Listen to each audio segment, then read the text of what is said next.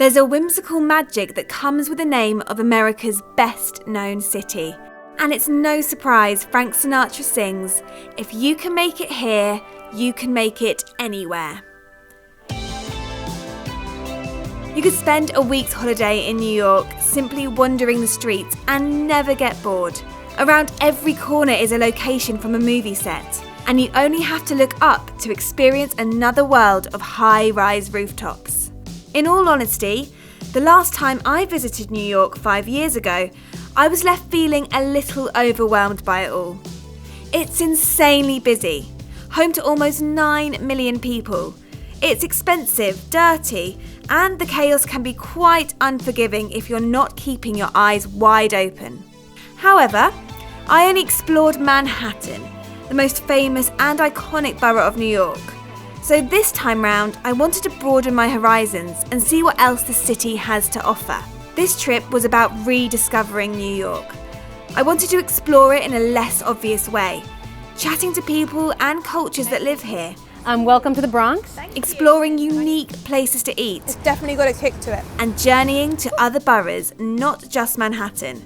Plus, finding things to do that are more about the experience than seeing for the sake of seeing. Welcome to New York City.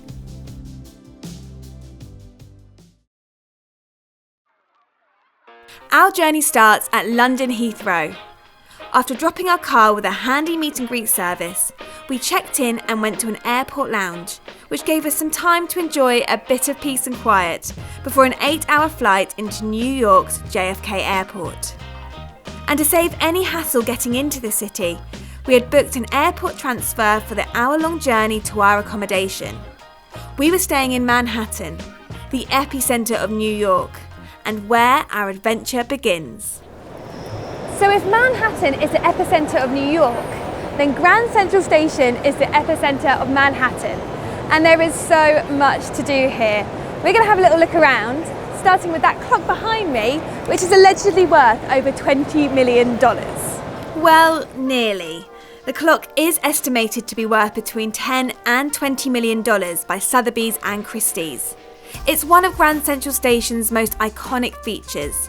Appearing in many movies, it's got quite the celebrity status. Just outside the main concourse, on the way to the food court, is the Whispering Gallery. The design of the arches means the shape of the walls create an acoustic phenomenon. If you say something on one corner, someone standing on the opposite corner will hear you loud and clear. Oh, your voice is very loud. What's your name? My name's Paula, and yours? Oh, my name's India. Nice to meet you. As well as meeting Argentinian tourists, Grand Central Station is also a great place to come for food, with a fresh food market and food court where I had the best donut I've ever had, peanut butter and jam, or should I say, peanut butter and jelly.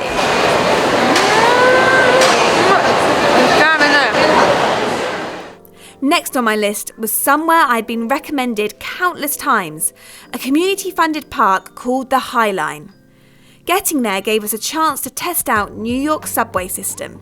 The subway system is the main public transportation system in New York, and it operates 24 hours a day, 7 days a week. But then, would you expect anything less from the city that never sleeps? So if you want to use a subway, you're going to need to purchase a Metro card. And essentially you've got two options here. Either a pay per ride card, where you top up a certain amount and then it knocks it off every time you use it. The more money you put on, the less each ride is. The second option is an unlimited card for a 7 or 30-day period, and you can use the subway as much as you like within those time frames.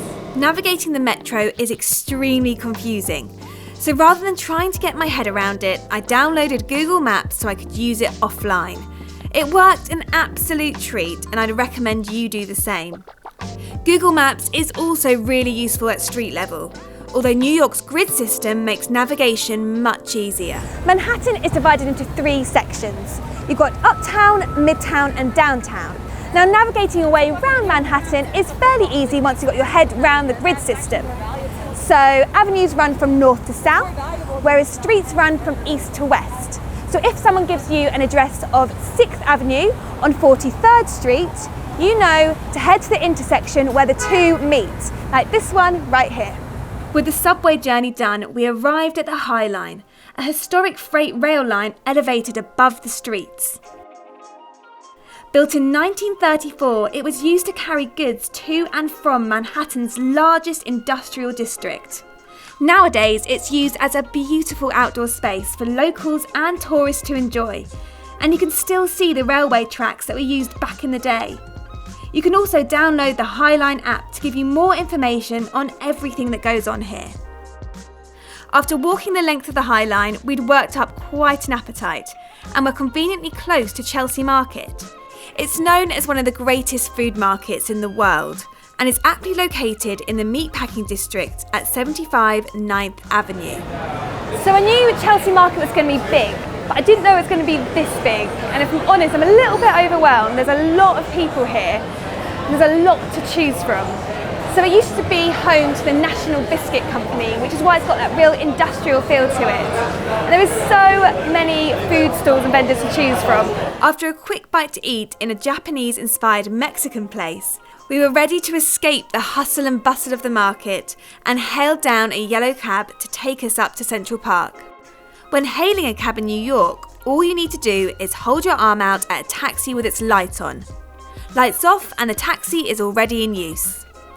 All the taxis we took had card machines, and it's important to remember to tip. 15 to 20% is about right, and now this goes for restaurants too. Don't forget, tipping in America is so important, so you must remember to do it.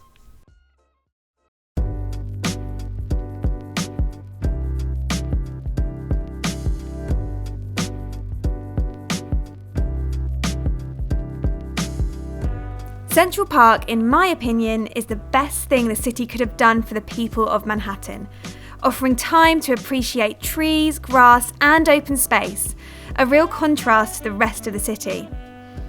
A great place to view the park is from the top of the Met Museum. The Cantle Rooftop Garden Bar is open during the warmer months and offers unique views of the city over the treetops. You'll have to buy a ticket to the museum to get access to the bar, but as one of New York's most famous museums, its exhibitions and art can be world exclusives and worth seeing too.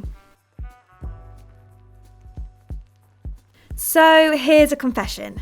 I know I said I wanted to experience a less obvious side of New York. Well, I lied a bit. As the day drew to an end, I couldn't resist the urge to experience Times Square at night.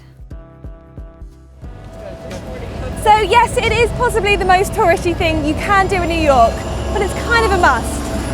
And yes, it is insanely busy. It's very noisy, but you just gotta kind of embrace it.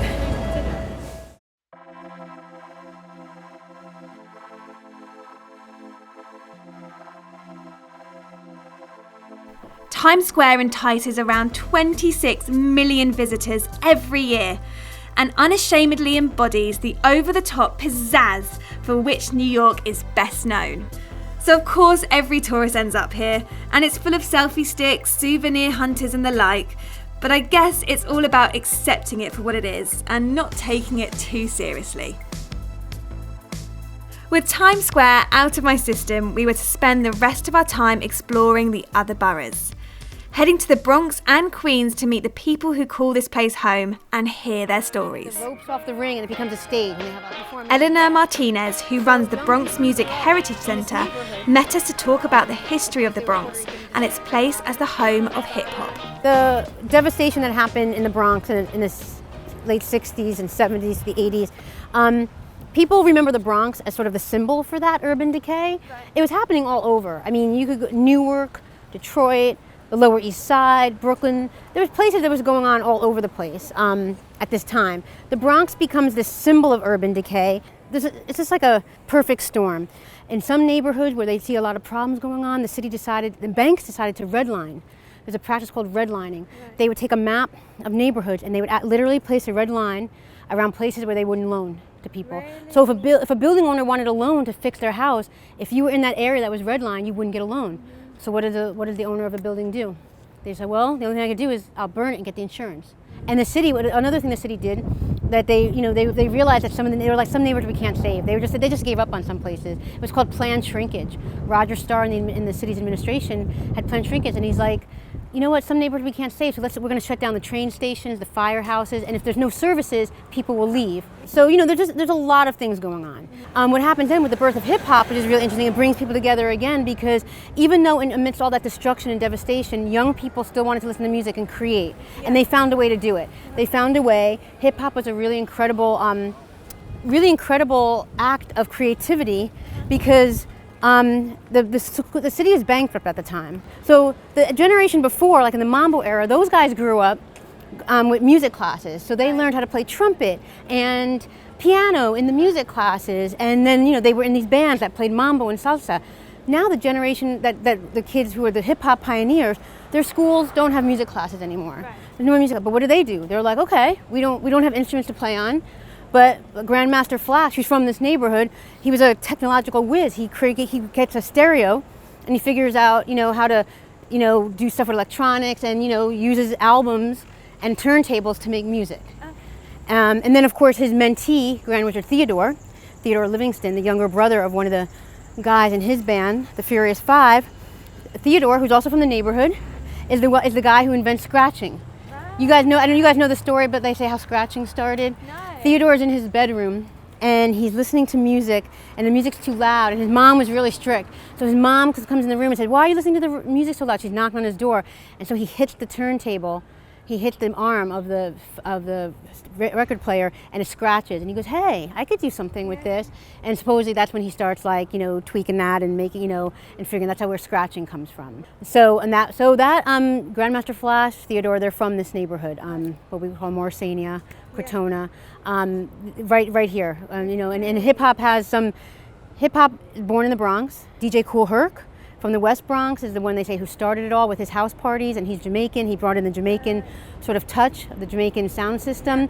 Africa Bambaataa and the Bronx River Houses, also a DJ that sort of brought in the community aspect of it and forming Zulu Nation. And then you have Grandmaster Flash and also a DJ from this neighborhood. All those three DJs came together and sort of laid the groundwork for hip hop.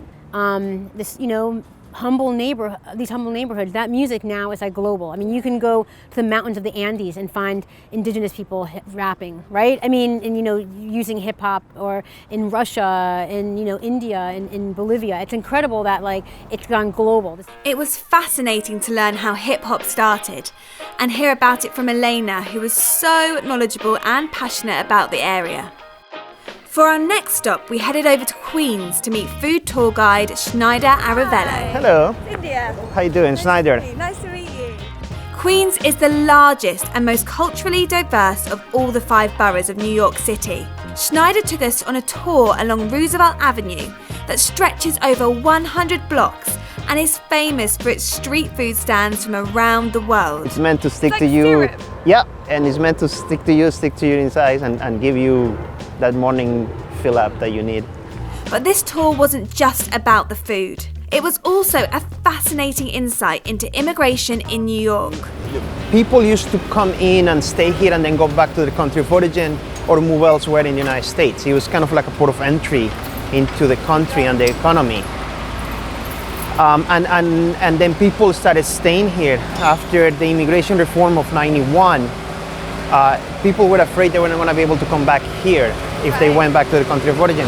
So they started staying here, which created a boom of families living in the neighborhood. Can it get quite touristy here? Is a tourist slowly starting to sort of look outside of Manhattan and come to Queens and explore the different cultures It's here? not. It is completely different, and it's a bubble in a sense.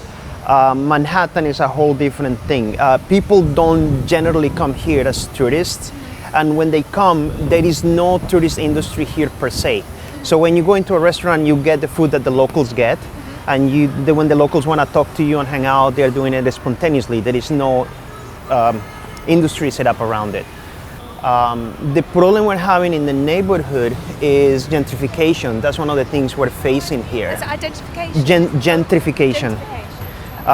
There's been a lot of plans to displace local businesses and local communities so they can develop the neighborhood, meaning they want to bring these multinational industries which is something that is the only thing that's affecting negatively the community here. So the community has gotten together to defend the neighborhood and to defend the local businesses. So that's one of the things that I like to talk about and emphasize. If you come to our neighborhood, come and support the local businesses, support the local shops, go to the local independent restaurants, and which will be a way to show that this is what you're coming here for. And if you come here, you're gonna come because we have something that is very unique to the rest of the world. If you want to experience a side of New York that is off the tourist tracks, then I can highly recommend Esneider's tour. You can book at culinarybackstreets.com and we'll put a link in the description below. As our time in New York was coming to an end, there were still a few things I wanted to do. First of these is the Staten Island Ferry. The ferry connects Staten Island with Lower Manhattan, and although its purpose is as a form of public transport, it's also great for tourists. So the best thing about the Staten Island Ferry is that it's completely free, and you get some pretty good views of Manhattan to go on top. And here's a couple of tips for the best views of the Statue of Liberty. Stand on the right on the way out and on the left on the way back to Manhattan. And turn up early, as the queuing system leaves a lot to be desired and competition for the best view is fierce. Our penultimate stop on this trip was Brooklyn, the borough that sits east of Manhattan over the river. An area called Dumbo has become a hipster haven over recent years, with many heading there to get the perfect Instagram shot. To be honest, it's pretty entertaining to watch, especially on Washington Street. I was inspired to go here after seeing it on Instagram, but like all other beauty spots on social media, it wasn't quite as idyllic as I was hoping. And as it turns out, everyone else had the same idea. But it's still a pretty cool place to visit, and it gives you cracking views of the Manhattan skyline from the other side of the East River. And so, the following morning, we had one last thing to do. Hello from the helicopter. We are minutes away from flying. As you can see, doors are off, so practicing the old legs. Yeah, I'm really excited now. It's a gorgeous day. It's super clear. So yeah, ready to go. See you up in the air. Now, I said I wanted to experience the city and see it in a new light. Well, what better way to do that than from the sky? We booked a doors off flight with Fly Neon, and boy was it an experience. Seeing the city from the skies got me reflecting back on this trip. New York is epic for so many reasons. It's captivating, and I'm so pleased I got to see more sides of the city than initially meets the eye. To really appreciate this place, you've got to take time away from the chaos, be it in Central Park, at the sunset by Brooklyn Bridge, or even from the sky. That's when the magic starts to happen. Suddenly, the city begins to give back, and the New York dream comes alive.